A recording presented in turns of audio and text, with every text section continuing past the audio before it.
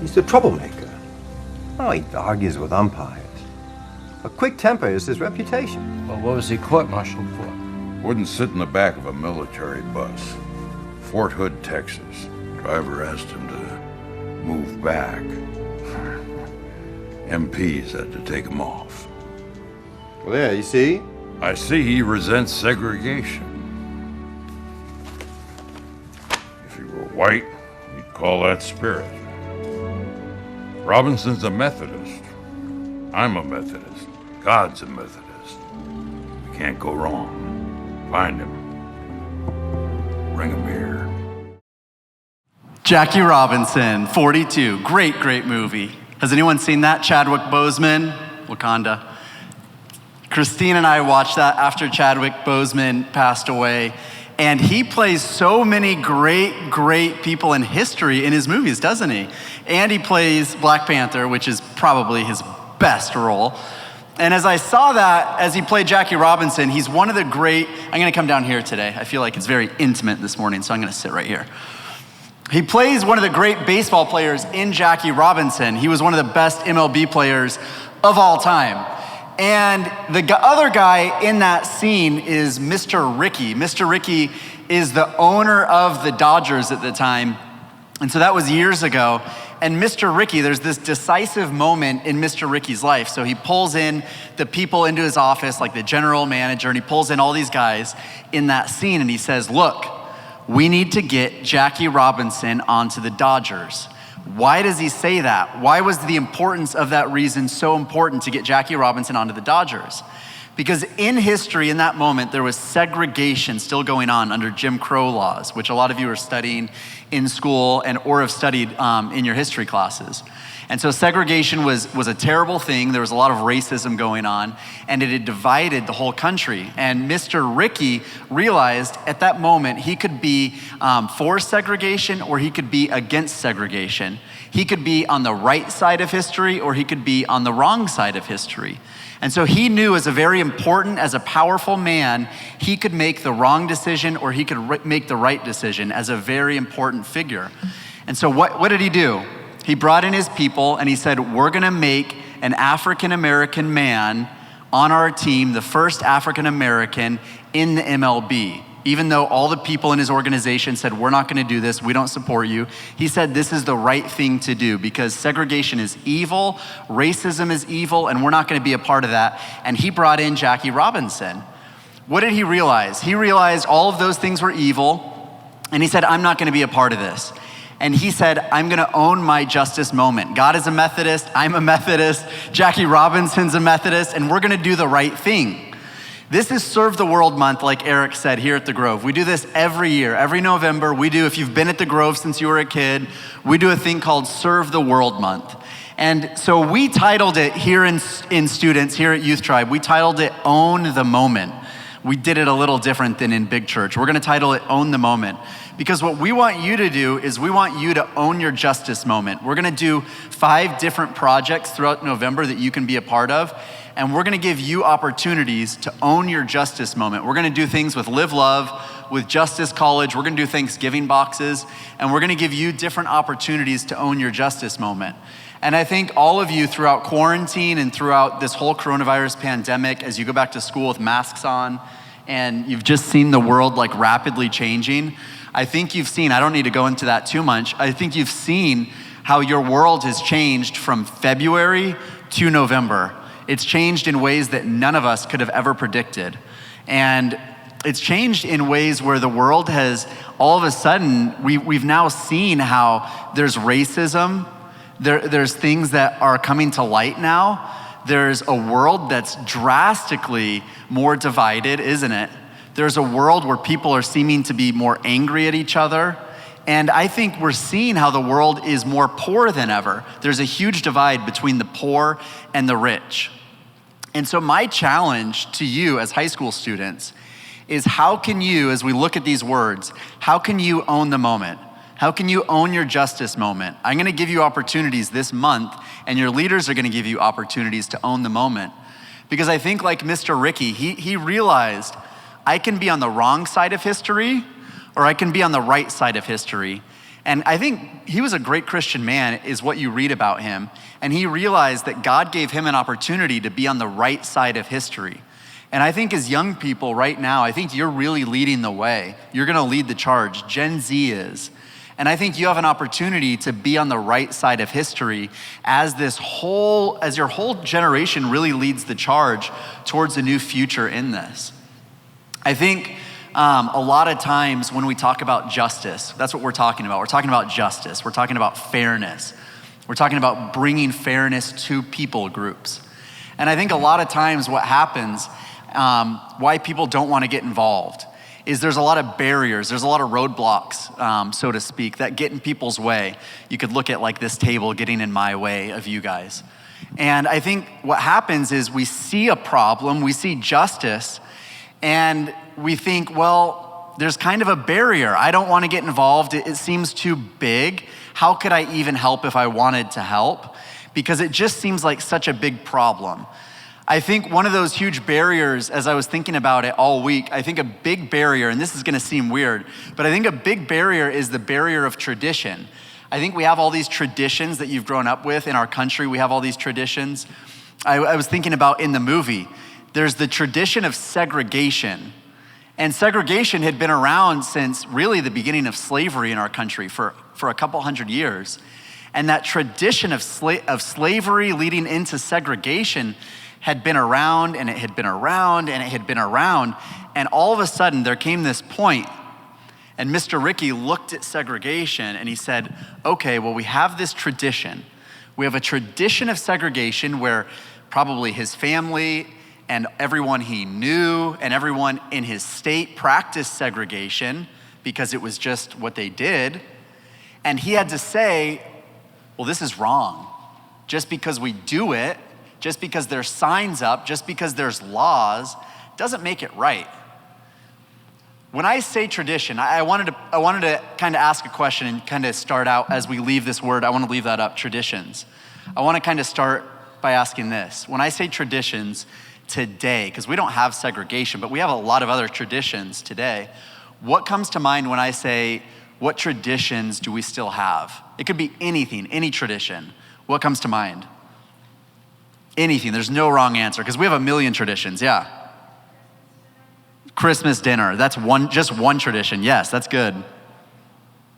What? Black Friday shopping, that's a tradition, yes. Daylight savings is today, I didn't even realize that. That's a tradition. One more. Birthdays, that's a tradition, which oddly enough, we could just say no more birthdays and then we would end that tradition. Those are all traditions that got started years ago and we continue them over and over, year after year, and we just keep them going. And I think as we think about traditions, I wrote this down. I wrote, traditions are good. Because I think a lot of times they help us do things. They help us remember the past. They help us, I even wrote, they help us connect with older generations. I was thinking about boomers, and you guys, your generation came up with boomers, and we make fun of boomers because it's funny. But what does it do? As we think about boomers, it helps us connect with boomers. When you sit down with a dinner or like a Christmas dinner, a tradition will help you connect with an older generation, and it helps pass down their recipes to you. It helps pass down different things from your grandparents' generation so that you can keep passing down family traditions and family things that have been passed down from generation to generation. That's actually what's really good about traditions. That's why we have traditions from thousands of years ago in our families and in our heritages. So that's why traditions are good. But I do think there's something about traditions. It's like a coin. They always say there's a flip side to a coin, don't they? I think there's a flip side to a coin, and I think while there's a good side, I think there can be a negative side. I think segregation, someone might have said there's something good to it, but I think there was something extremely negative to it. And I think that it was so divisive. It was a terrible, evil thing. Just like our traditions, there can be a really negative thing to it. And I think the negative side is that when it starts to really divide people, when it starts to get in the way of the good things in life, when it starts to get in the way of justice. And we see this in Zechariah. I wrote down Zechariah 7. So there's a Bible story in Zechariah 7 where their traditions start to get in the way of the people doing good in the community for the people around them. So the people in this story, what happens is God says to the people, he says to Zechariah, he's one of the prophets, he says, I need you to go and I need you to rebuild the temple. The Jerusalem temple had been destroyed by an army and the people had been taken off as slaves and they're living in another country. And God tells Zechariah, he says, Zechariah, go rebuild the temple. And so he takes a bunch of people and they're gonna rebuild the temple. And so this is where this story takes off. And we read this, I have it up on the screen. We can throw it up there. It says, in the 4th year of King Darius, the word of the Lord came to Zechariah, the 4th day of the 9th month, which is Chislev. Now the people of Bethel had sent Sherazazar, he's got a weird name, Regem Melech, don't name your kid that, and their men to plead for the Lord's favor. He asked the priests who were there at the house of the Lord of armies. I have a different translation, so just read along up there. Should we mourn and fast in the 5th month as we have done for the many years? In verse 4, then the word of the Lord of armies came to me. Ask all the people of the land and the priests, when you fasted and lamented in the 5th and the 7th months for these 70 years, did you really fast for me or did you fast for yourselves? He wants to know, were you actually practicing this festival for yourself or were you practicing it for me? So Zechariah and the people go before God and they want to know, they have this huge festival coming up. They have this huge party every year that they do. It was a lot like Thanksgiving that we read. And they would do it year after year around this time of year, around Harvest Festival. And they want to know, should we do our Thanksgiving festival? And Zechariah goes back to them and he says, well, in years past, every time you did you do it for God or did you do it just for it to be a party? Because if you're gonna do it just for it to be a party, then maybe you shouldn't be doing it. And I think that's a good question that we should be asking ourselves. When we celebrate, why do we do it? What's the point of the party? What's the point of the festival? God ends up telling these people in the story of Zechariah, he ends up telling them, he says, this year you shouldn't practice the festival. This year the festival is canceled. And he says, why? So they go back to God and they say, why is the festival canceled? And he says, because there's poor people among you, there's hurting people, and a lot of the people that are around you need more help than they need a party. I think as we look at this year, a lot of stuff has been canceled. You guys have had school canceled, you've had dances canceled, you've had birthdays canceled, everything around you, it's just been like a bummer. It's been the year of just, cancel. Like how many little kids didn't get to go trick-or-treating because their Halloween was canceled? And it's just such a bummer. And I was thinking back to about 6 years ago. I was living in Portland and I was finishing up my master's there and I was helping at a junior high group. And I showed up, it was the first night I was gonna be volunteering with these junior hires, and the youth pastor texted me and he said, it was on Halloween, the Wednesday night, and he said, make sure you dress up, we're gonna be doing something fun for a Halloween party. So I showed up, it was my first night there, and I walk in and I thought we were gonna go trick-or-treating with the junior hires, and they start handing out these pink bags to every student and all the junior hires, and I get my pink bag, and I'm like, oh, this is pretty cool, we're gonna go trick-or-treating out in the neighborhood. And so then the youth pastor gets up and he goes, all right, so remember when you go out tonight, what you're doing is important. We're gonna get the canned goods and we're gonna get non-perishables and we're not getting candy. Remember, no candy. And I was like, what a bummer, no candy, what's going on? And I looked at one of the junior hires and he goes, oh yeah, we do this every year. We go get canned goods and non-perishables. And I was like, what? And he goes, yeah, it's something that our youth group does. And so we started going out into the community and we started, everyone's sitting on their porch, hanging out, handing out candy. And so we started saying to all the families, we said, excuse me, can we get canned goods and non-perishables? We're not allowed to have candy. We just looked like a bunch of Amish kids. And so all the parents started going in and they started just bringing out tons of canned goods and tons of non-perishables. And they gave us so much that we were just making trips back to the church and we were stocking up. And people were like asking us questions. What church do you go to? Where are you from? And they were so excited. They were bringing us more and more stuff. And so we were loading up at the church and all the kids were so excited. And there was just this enthusiasm. So we get back and we're like organizing all this stuff. And so all the leaders are talking. And I said, this is so unique. And he said, yeah. And all the kids knew why. I didn't know why because I was new to the church. And he said, yeah, there's a huge, huge homeless population. There's a huge need for canned goods in our community. Our homeless go hungry every year. There's a huge food bank downtown, and we're gonna go and take the food there. He said, you know, these kids, they get plenty of candy. They're gonna probably go trick-or-treating later. But if we don't get canned goods and non-perishables, a lot of people are gonna go hungry. We're gonna help all of these people out when we take it to the food bank. So we know we can make a difference. And these kids, they know they can make a difference if we do this every year. So it's something we've committed to. I love this story in Zechariah because it relates exactly to the community's needs, doesn't it? What did God say to the people in this story? He said, you can have your party, you can have a festival, but why are you doing it? Have a party, that's great. Parties are great, traditions are great. But if you look around in your community, if you look downtown, Zechariah, if you look at the people in your community, are there people starving? Are there people hungry? Are there people that are gonna join your festival? I bet there's people still hungry. I think it's the same as we ask ourselves that question this year. We're gonna have our festivals, we're gonna have Thanksgiving, aren't we? But God's saying the same thing to each of us, and he's saying the same thing to even you right now and to our families as we start Serve the World Month.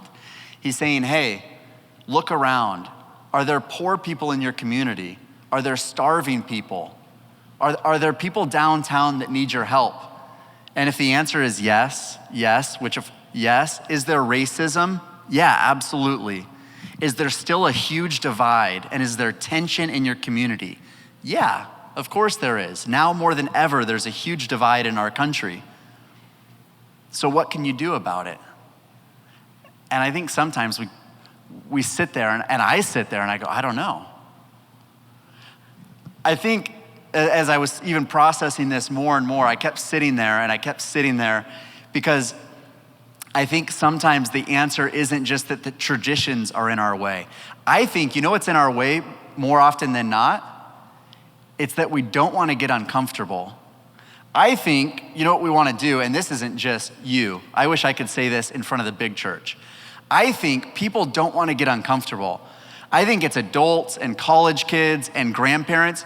You know what people like? People like to be comfortable, don't they? Yeah. People like to be comfortable.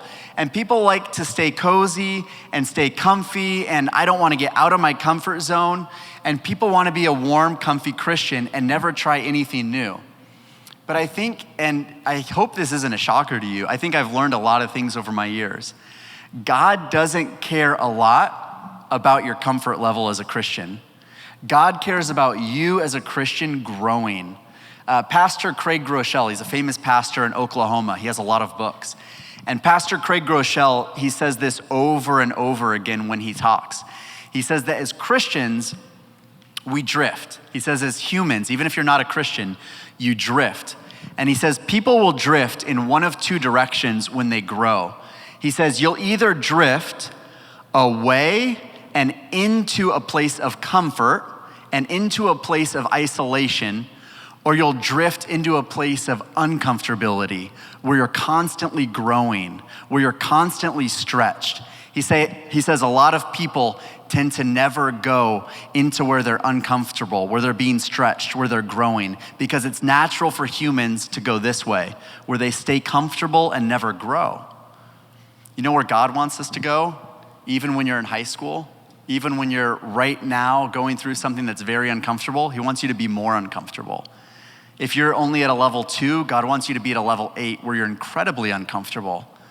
When we were in quarantine, I think it was in April or May, I'm getting the month wrong, but we had a lot going on in our country. George Floyd had been killed, Ahmaud Arbery had been killed, and there was a lot of unrest in our country, and there was a lot of tension.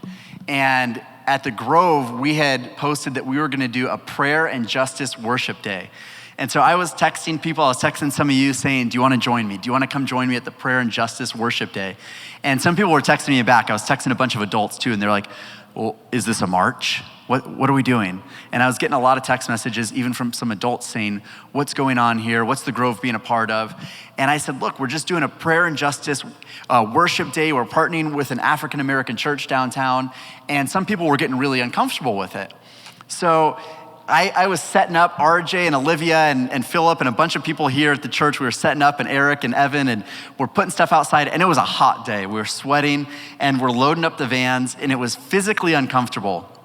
And as we got to the church that afternoon, you could just feel like the tension. You could feel it in your stomach. It was getting physically uncomfortable. We were getting kind of anxious, I think, the people there. We didn't know what to say to some people from the other church. And I remember Christine, the pastor, had grabbed her and he started giving her and her friend a tour of the church. And I was like, that must be uncomfortable. I'm glad I'm not her. And she's getting a tour of the church. And then I didn't know what to say to some of the people. And you could just feel the tension. You could feel the weirdness because I was in an unfamiliar place. And then some of you started to show up, some people from Youth Tribe, and then Josh started to play worship with the other band from the other church, and the speakers started to get up. And then some people started preaching, and you could just feel the tension go down in the room, or outside, and you could feel just this great peace come over everybody. And I felt like for the first time that I had stepped out of my comfort zone during quarantine, that it was just the peace of God was there. And that we were all doing the right thing. It was like Mr. Ricky had done. I was doing the right justice thing for the community. And I think a lot of times it's not until we do it where we know we're doing the right thing. I think in the book of Zechariah, God is calling them to do a really hard thing. Every year they had their party. Every year they do this. Every year they do this. And as they look at Zechariah, I think a lot of people were like, why are we canceling our tradition? He's essentially telling them to cancel their Thanksgiving. It's a huge Jewish festival that he's telling them to cancel. It'd be like if someone came on the news and said, we're canceling Thanksgiving, which could very well happen. All of you know that. It could easily happen. One family per household. It could happen. And we'd all just go, what? Why is this happening? Corona. It could definitely happen tomorrow. And we would look around and we would go, this isn't fair. This isn't right. But God tells them in this story, he says, look around. There's poor people. There's hurting people. There's people in your community that need your attention more than a party and a dinner need your attention. So what are you gonna do about it? Because if you're focused more on a dinner, then you're focused more on the people in your community, then you're focused more on the wrong things. So you need to check your heart for justice. You need to get more uncomfortable. God's calling you to be a more uncomfortable person. And I think that's what he's calling us to this month. I think when we get uncomfortable, it's gonna look different. I wrote down some things that it can really look like. And I think it looks hard. I think it means having a conversation with someone that literally looks different than you. That means they're a different race than you. Their skin color is different than you. Have you had a conversation with someone whose race is different than you? Yeah.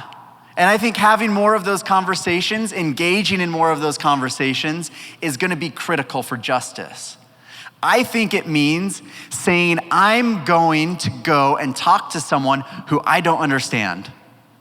I might need Siri to help me translate because you know what? If I'm gonna be uncomfortable, then I might not have to understand them and that's okay. And I'm gonna sit there and I'm gonna try to understand them.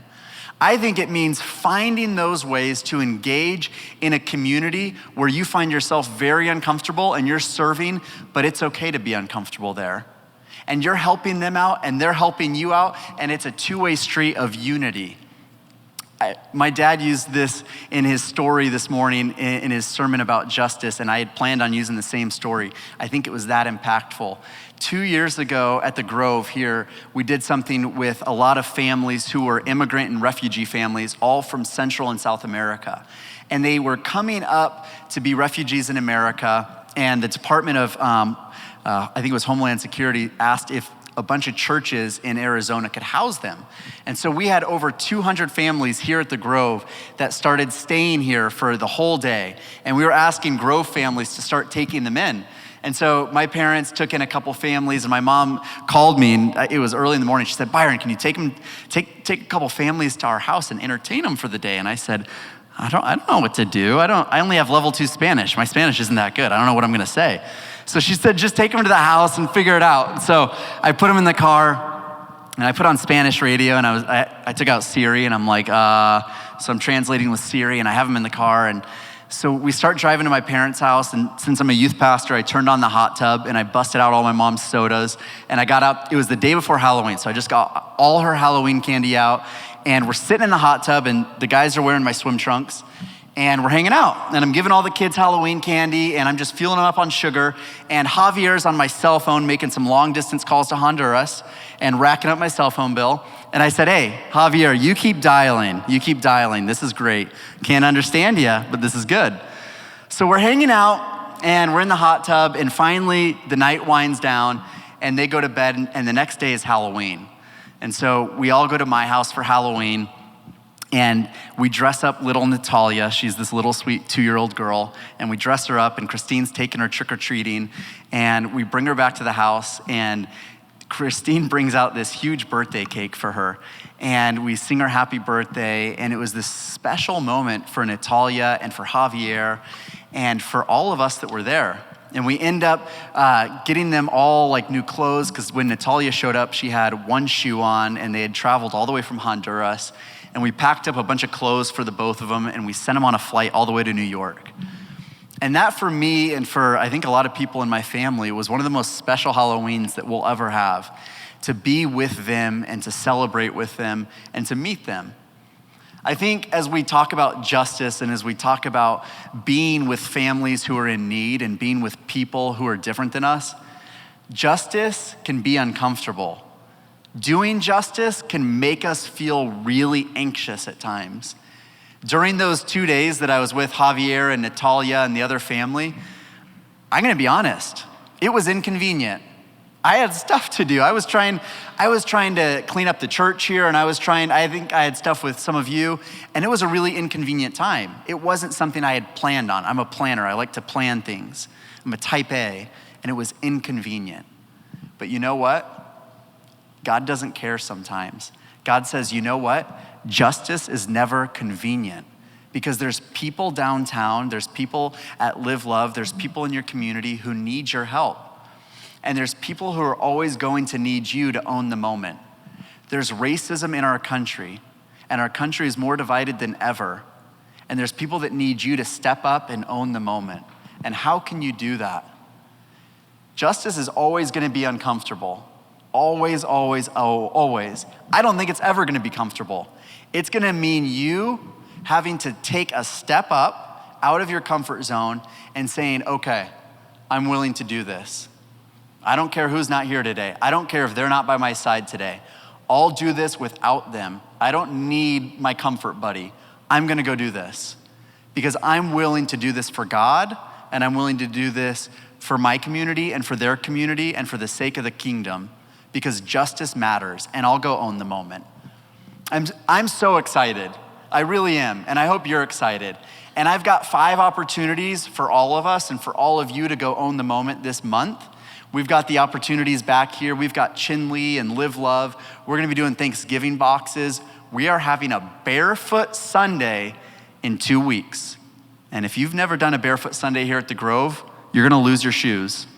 Whatever shoes you come in, you're losing them, because there are kids in Africa that need shoes. And I played soccer with those kids who never had shoes, and I would give them my shoes. And so those kids need your shoes more than you, so I hope you bring 2 extra pairs. Owning your justice moment is hard, it's uncomfortable, but here's the thing, and I wanna read you this. Justice is never comfortable, but justice is always required. It's required of you, it's required of me, it was required of the people in the Bible, because the people in your community need it right now. And so as you think about it this morning, how can you get involved this month? How can you step up? How can you get uncomfortable this month? And so as we pray, what I wanna do is I want you to take a minute on your way out. I want you to drop some chips in. This is between you and God. And if you're like, hey, it's not my moment, that's okay. But I challenge you to come back next week and to really commit yourself to an hour or a Saturday or at least one weekend with us this month. So I hope you do that, and I hope you accept this challenge this month in November. Let's go ahead and bow our heads, close our eyes. Father, we come before you. We thank you for being a God who loves justice, who loves everyone equally, who doesn't treat anyone differently because of the color of their skin, who doesn't favor anybody above anybody else, but you treat everybody equally. Nobody is lower, nobody is higher. Not one person is better than the next. You tell us to love everybody, to live love on the lowest of these. And I pray this month, God, that everybody in this room would learn that concept and would step out of their comfort zone to go love people, just like you loved people, even the lowest of these. And it's in your name we pray. Amen.